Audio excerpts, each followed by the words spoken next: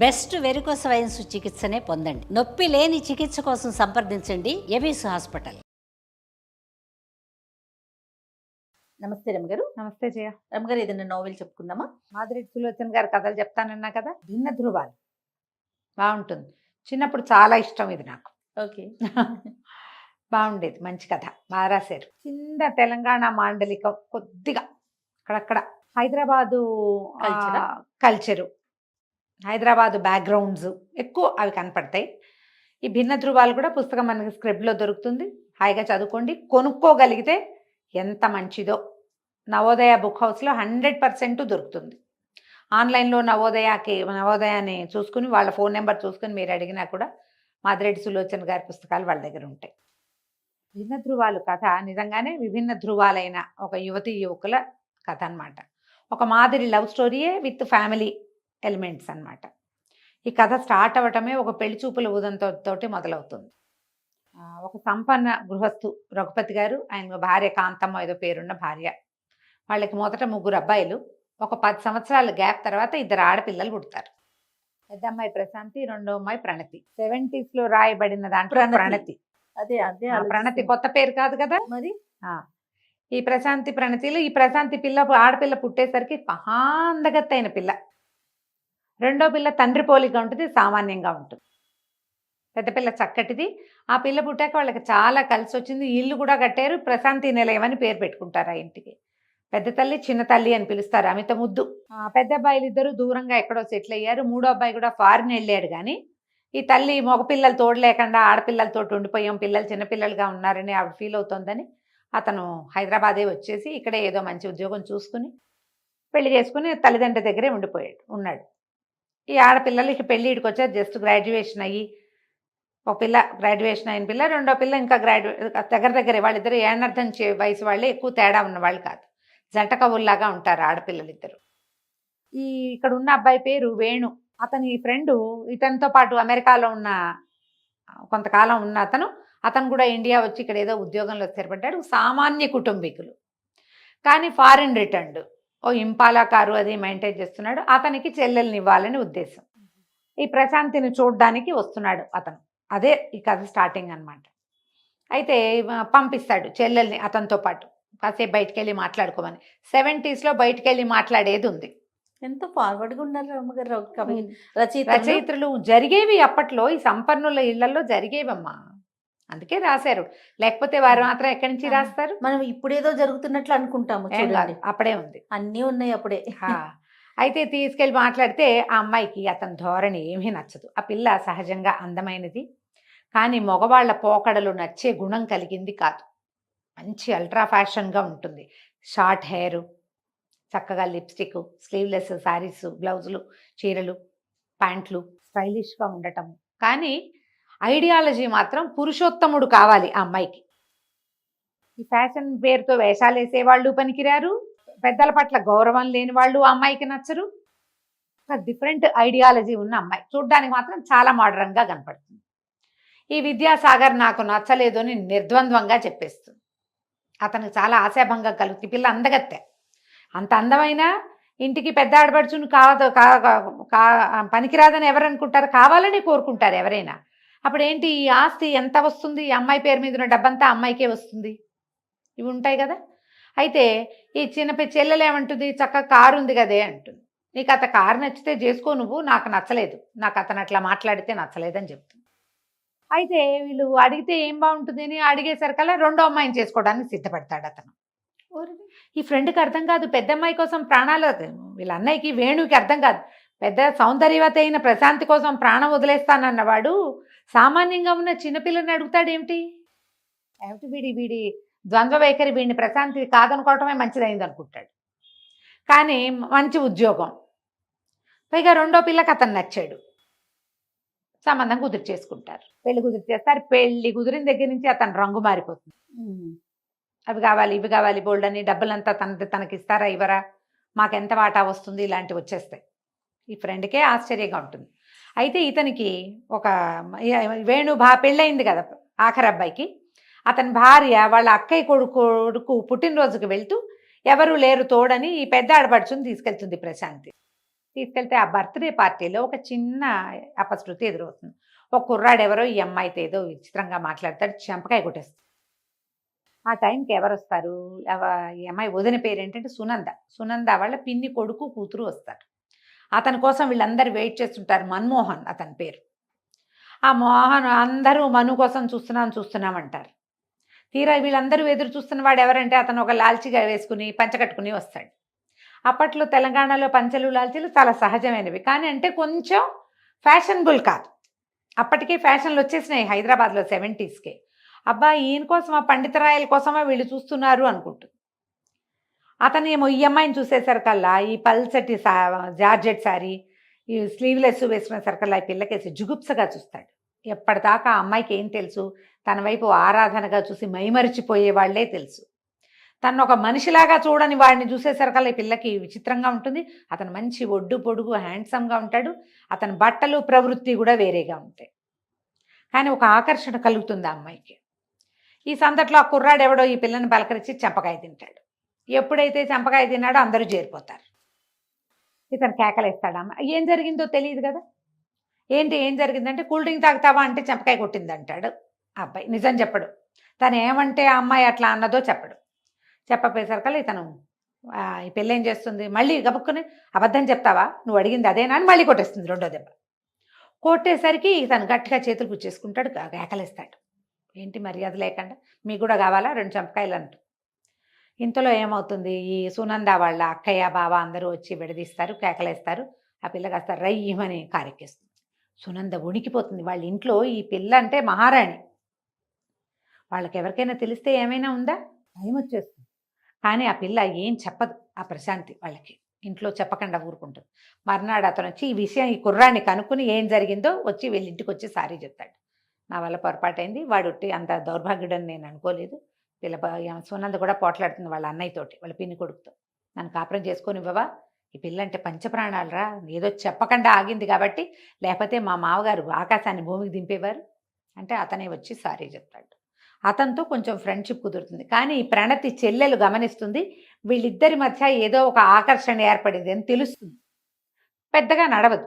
ఈ లోపల ఆ అమ్మాయి ఏమో ఆ పెళ్లి సంబంధం కుదుర్చుకుంటుంది ఆ విద్యాసాగర్తో. ఇక పెళ్ళి అయ్యాక అతను ఈ అమ్మాయిని వేటాడడం మొదలు పెడతాడు. మరిది వీళ్ళు ఏమంటారు, అమ్మా నాన్న చెల్లెలకి పెళ్లి కుదిరిపోయింది కదా, నువ్వు కూడా ఏదైనా సంబంధానికి ఒప్పుకోమంటే వీళ్ళకి ఒక కజిన్ మావయ్య ఉంటాడు. ఆ కజిన్ మావయ్యని చేసుకోమంటారు. ఈ పిల్ల ఆ కజిన్ మావయ్యకి కూడా పడదు.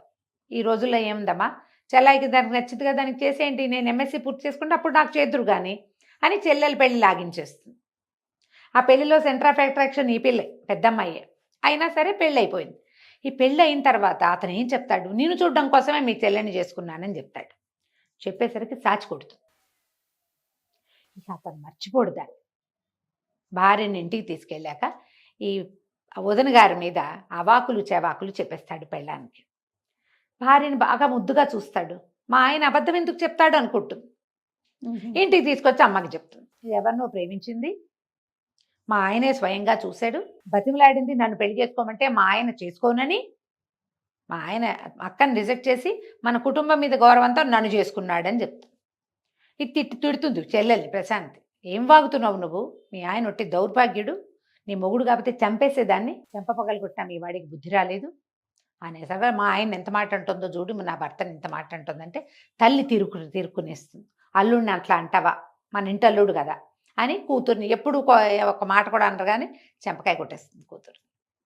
ఇక అప్పటి నుంచి కుటుంబం అంతా వేటాడేస్తారు పెద్దమ్మాయిని. అల్లుడి మాట నమ్ముతారు. ఈ అమ్మాయికి చెడు తిరుగుళ్ళు ఉన్నాయని అప్పటిదాకా ఇది నిప్పు పొగరబోతుంది, ఎవ్వరికీ లొంగని పిల్ల ఎవరినో ప్రేమించి మోసపోయింది, అది అల్లుడికి తెలుసు. మన మీద మర్యాదతో మనకి చెప్పాడు, మన మీద మర్యాదతోటే చిన్నపిల్లని పెళ్లి చేసుకున్నాడు, స్నేహం కాదనకుండా. ఈ సినిమాతోటి ఈ పెద్దమ్మాయిని బయటికి వెళ్ళనివ్వరు, డ్రైవర్కి అన్నీ అప్పచెప్తారు, అది ఎక్కడికి వెళ్ళిందో వీళ్ళకి చెప్పాలి. అదేదో చెడు తిరుగుళ్ళకి పడుతోంది అనుకుంటారు. నిజంగానే ఆ పిల్ల నిప్పు. అన్నయ్యకి వదినకి దీన్ని నమ్మాలని ఉండదు, నమ్మాల్సి వస్తుంది. తల్లి అయితే చిన్న కూతురునే నమ్ముతుంది, తండ్రికి కాదు ఈ పిల్ల అట్లాంటిది కాదనిపిస్తూ ఉంటుంది. వాళ్ళకి తెలుసు కదా పొగరబోతు పిల్ల, మాట అంటే ఊరుకోదు, ఫ్యాషనబుల్గా ఉంటుంది. కానీ అమ్మాయి పద్ధతి మార్చేసుకుంటుంది. కాటన్ చీరలు కట్టుకోవటము, సింపుల్గా జుట్టు ముడేసుకోవటము, మెల్లిగా మార్పు వచ్చేస్తుంది.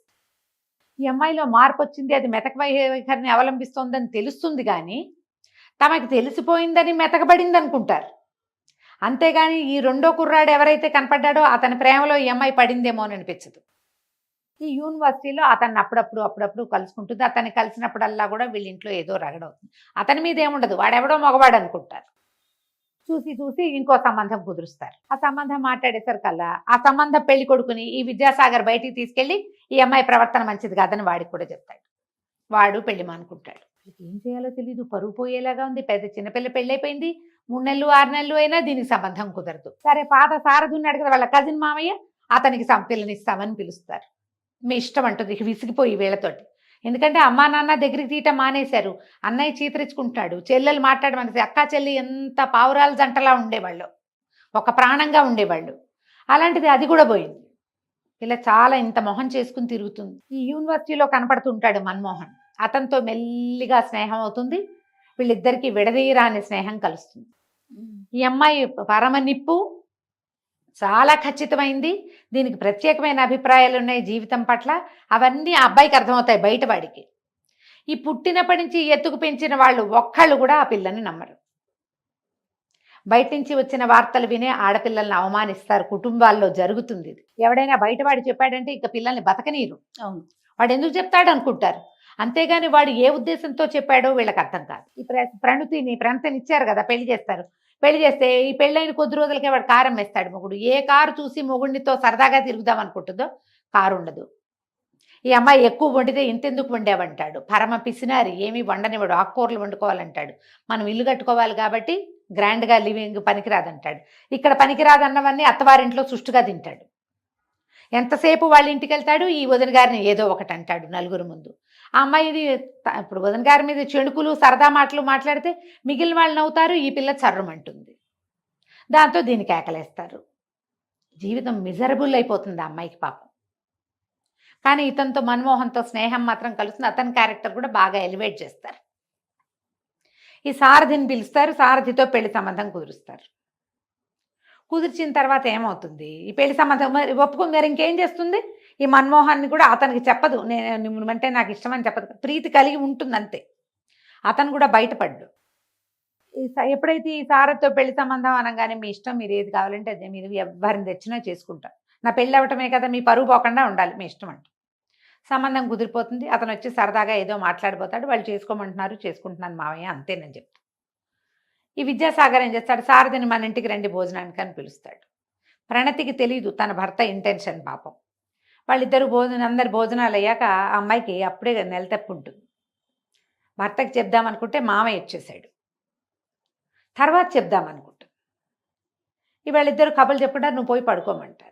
ఈ పడుకున్న పిల్లకి వామిటింగ్ సెన్సేషన్గా ఉండి నిద్ర పట్టక బయటకు వస్తుంది. బయటకు వచ్చేసరికల్లా ఆ సారథికి ఇతను ఈ అమ్మాయి మంచిది కాదని విద్యాసాగర్ చెప్పేది, అమ్మాయి ప్రణతి భర్త చెప్తాడు, మా వదిన గారి క్యారెక్టర్ మంచిది కాదు, అందుకే మీకు అంటగడుతున్నారు అనేసరికల్లా లోపల నుంచి బయటకు వస్తుంది. మీకు గుర్తుందా, పెళ్లి కుదిరింది, మీరు ఇట్లా మాట్లాడతారా, ఇది ఎంత తప్పు అంటే, ఇంతకుముందు సంబంధం కూడా మీరే చెడగొట్టారా, ఎందుకు ఇట్లా చేస్తున్నారంటే అప్పుడు అతను బయటపడిపోతాడు. మీ అక్క నన్ను చెంపకాయ కొట్టింది, పగ తీర్చుకుంటున్నాను. చెంపకాయ ఎందుకు కొట్టిందండి, అది మిమ్మల్ని ఎందుకు కొడుతుంది మా అక్కయ్య మిమ్మల్ని అంటే, నేను ఇప్పుడు ఆ అమ్మాయి మీద మనసు పెట్టుకుని నిన్ను చేసుకున్నాను అని బయటపడతాడు. పడేసరికల్లా పిచ్చిగా ఏడుస్తుంది. ఒక్క ప్రాణంగా ఉన్నావు అక్కా చెల్లి, మమ్మల్ని చెడగొట్టావు నువ్వు, దాన్ని బతకనివ్వకుండా చేసావు, ఎక్కడ పంచప్రాణాలుగా పెంచిన వాళ్ళు అసలు దాన్ని శత్రువులు అయిపోయారు, ఎంత మిజరబుల్ చేసావు, నీ ఆశపోత్తనం వల్ల కాదా ఇదంతా జరిగింది, ఓ పిల్లని అడిగావు, అది ఒప్పుకోలేదు, వదిలేయాలి. ఇక పిచ్చిదానిలాగా ఏడుస్తుంది. తనకి భయం వేస్తుంది. ఆ అమ్మాయి వల్ల ఇతనికి చక్కటి ఇల్లు వాకిలి ఏర్పడ్డాయి.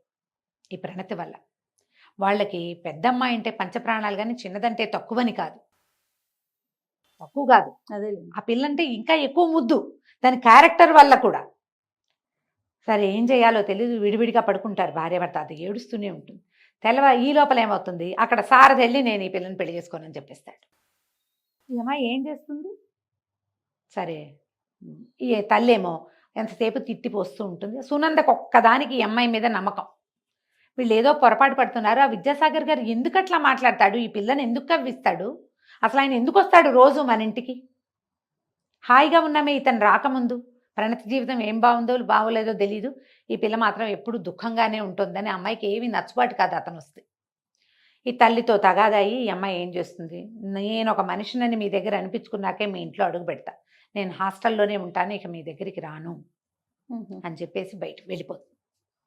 ఆ ఇంట్లో నుంచి బయటికి వెళ్ళిపోతుంది. వీళ్ళు ఏం చేయాలో తెలియక తలబట్టుకున్న సమయంలో ఈ ప్రణతి జుట్టు రేగిపోయి చీరంతా నెలిగిపోయి ఏడుపు చారికలతో ఉన్న పిల్ల తూలుకుంటూ లోపలికి వస్తుంది.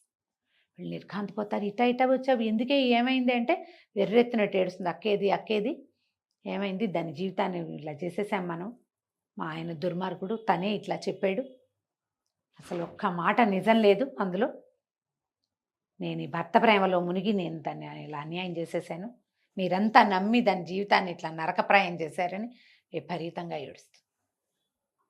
ఏడితే వీరికి ఏం చేయాలి, ఈ పిల్లని పట్టుకోవాలి, అదేం కళ్ళు తిరిగి పడిపోతుంది, తిండి కూడా లేదు, పైగా ఈ అప్పుడే కన్సీవ్ అయి ఉంది కదా, దానికి ఏం సత్తా ఉంటుంది, ఈ దుఃఖం తన వల్ల అక్కయ్య జీవితం మిజరబుల్ అయిపోయింది అనిపిస్తోంది కదా, తందే తప్పు, తను వెళ్ళి మన ఆయన చెప్పాడు అని చెప్పకుండా ఉన్నా సరిపోయేది, చెప్పిస్తాడు మీ అమ్మ వాళ్ళకి చెప్పు అని.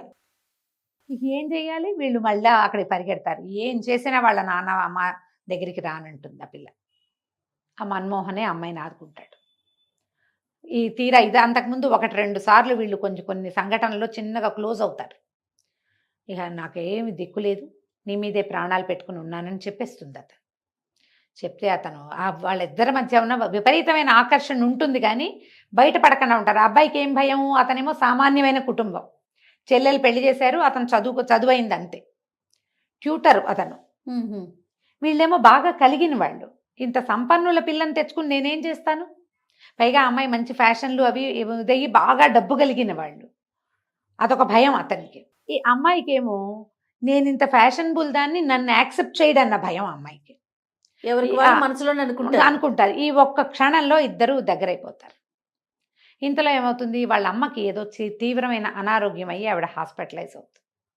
ఇతను ఈ అమ్మాయిని తీసుకుని తల్లి దగ్గరికి తీసుకెళ్ళిపోతాడు హాస్పిటల్కి. తీసుకెళ్లేసరికి ఈ కొడుకు పక్కన అంతకుముందు 2 సార్లు 3 సార్లు వీడికి తగిన పిల్ల ఈ ప్రశాంతియే, అందంలో చక్కగా ఉంటుంది, వీళ్ళ పక్కన జోడీ బాగుంటుందని మాట్లాడుకుంటారు. కానీ కలిగిన వాళ్ళు వాళ్ళ పిల్లని మనవాడికి ఎందుకు ఇస్తారు, ఆస్తిపరుల ఇంట్లో ఇస్తారు, లేదా పెద్ద ఉద్యోగం ఉండాలి, ఫారిన్ రిటర్న్ అయితే ఇస్తారు అనుకునేవాళ్ళు. ఈ కొడుకు పక్కన ఈ కుందన బొమ్మలా ఉన్న పిల్లని చూసేసరికి ఆవిడ సంతోషం పట్టలేకపోతుంది. మెళ్ళలోంచి చంద్రహారం తీసి వేస్తుంది. కానీ తెల్లవారేసరికి ఆవిడ చనిపోతుంది. ఏం చేయాలో తెలియదు. వీళ్ళు ఇంటికి తీసుకెళ్తాడు కానీ మర్నాడు బాడీ అవి వచ్చిన తర్వాత ఈ పిల్ల ఇంట్లోనే ఉండటం, ఆ అమ్మాయి మెళ్ళలో తల్లి చంద్రహారం ఉండేసరికల్లా ఇతని చెల్లెలకి తెలిసిపోతుంది. అరుణ నీకు ఒక సంగతి చెప్పాలి అంటాడు. అనేసరికల్లా అమ్మాయి గట్టిగా ఇడిచి వద్దన్నయ్య వద్దు, ఆ అమ్మాయి కాలేం కాలు, ఆ పిల్ల అడుగు పెట్టంగానే అమ్మాయి చచ్చిపోయింది అన్నయ్య అని ఏడుస్తుంది. ఈ వినేస్తుంది ఈ ప్రశాంతి. వినేసరికి ఇక జన్మంతా నేను ఇది మొయ్యాలి కదా, బతికున్నంత కాలం వీళ్ళ అమ్మ మరణానికి కారణం నేనే, ఈ మాటనే మోసుకోవాలని ఇక నేను వాళ్ళ పుట్టింటికి నేను పనికిరాలేదు, వాళ్ళ దగ్గర నా చెడ్డ పేరే వచ్చింది, ఇతని దగ్గరకు వస్తే ఇతని పరిస్థితి కూడా ఇలాగే వచ్చిందే, కామ్గా వెళ్ళిపోతుంది బయటికి.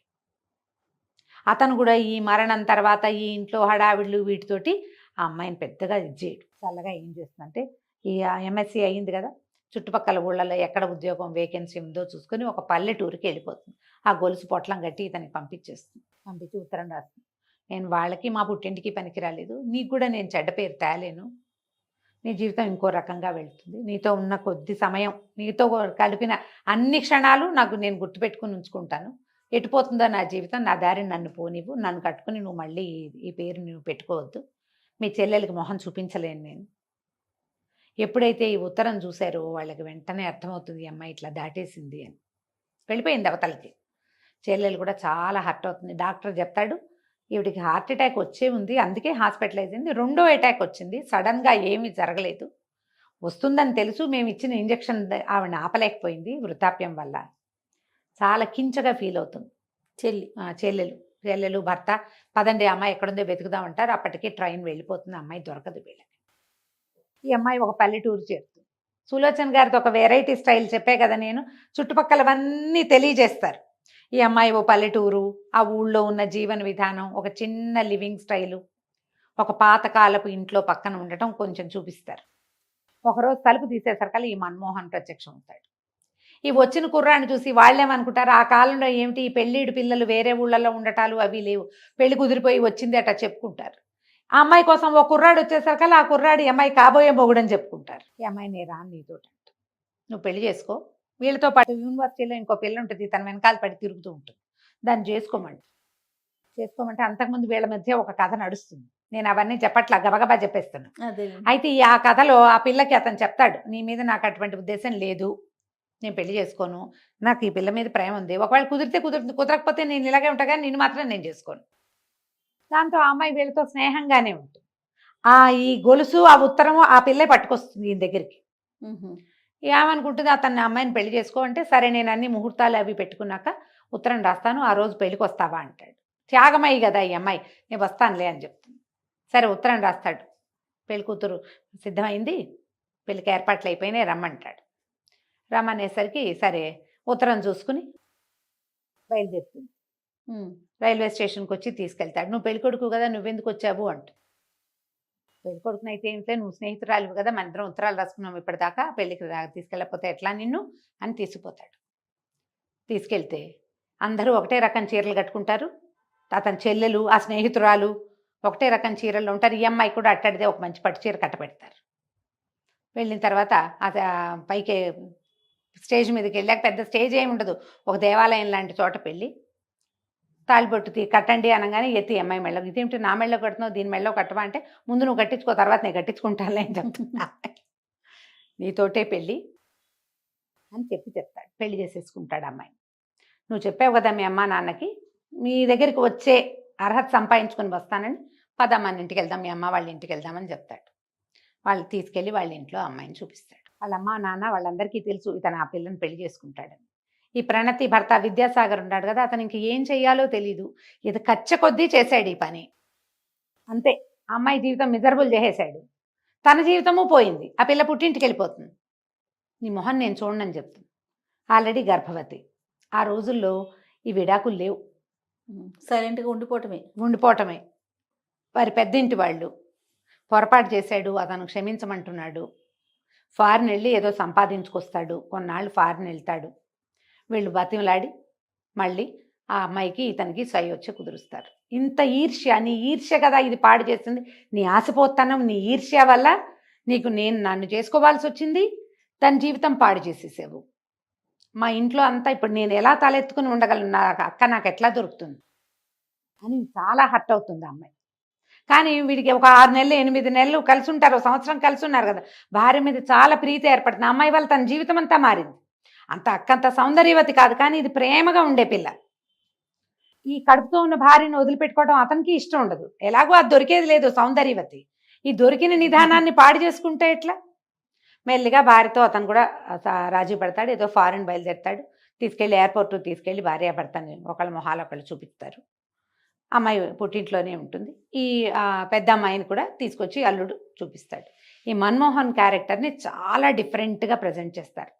స్ట్రాంగ్ పర్సనాలిటీగా, ఇతరులకి సహాయం చేసేవాడుగా, మర్యాదస్తుడుగా. ఆడపిల్లలు కోరుకునేది ఇలాంటి వాళ్ళని. నీకోసం నేనేమైనా చేస్తా అని చెప్తాడు విద్యాసాగర్ మొట్టమొదట ప్రశాంత్కి. మా అమ్మ నాన్న వద్దన్నా, మా అక్క బావని వద్దన్నా, సరే నువ్వే కావాలి నాకని చెప్తాడు. ఈ నువ్వే కావాలనేవాడిని ఎప్పుడూ నమ్మద్దు, వాడు స్వార్థపరుడుగా ఉంటాడని తెలియజేస్తారు. ఈ రోజుకి నువ్వు ఒప్పుకోవటం కోసం నీకేదైనా చెప్తాడు వాడు. నువ్వు ఎలాగైనా ఉండు, నేను ఇలాగే ఉంటా అని చెప్పేవాడే నిజమైన మనిషి. వాడితోటి జీవితం బాగుంటుంది, వాడు మనిషిగా ఉంటాడు ఎప్పటికీ. ఈ అండర్ కరెంట్ లైన్ తోటి ఈ కథ నడుస్తుంది.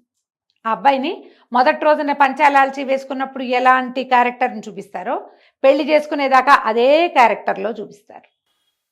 చక్కగా రాస్తారు. కథ ఎంత బాగుంటుందో. మధ్యలో మనకి విద్యాసాగర్ మీద ఒళ్ళు మంటగా ఉంటుంది, ప్రశాంత్ మీద జాలేస్తుంది, వాళ్ళ అమ్మా నాన్న ఇదేమిటి వీళ్ళు ఇలా ఉన్నారు అనిపిస్తూ ఉంటుంది. కానీ కథ అయితే చక్కగా నడుస్తుంది. దొరికితే చదవండి, లేదా ఇది విని సంతోషించండి. చాలా చాలా బాగుందండి. నమస్తే.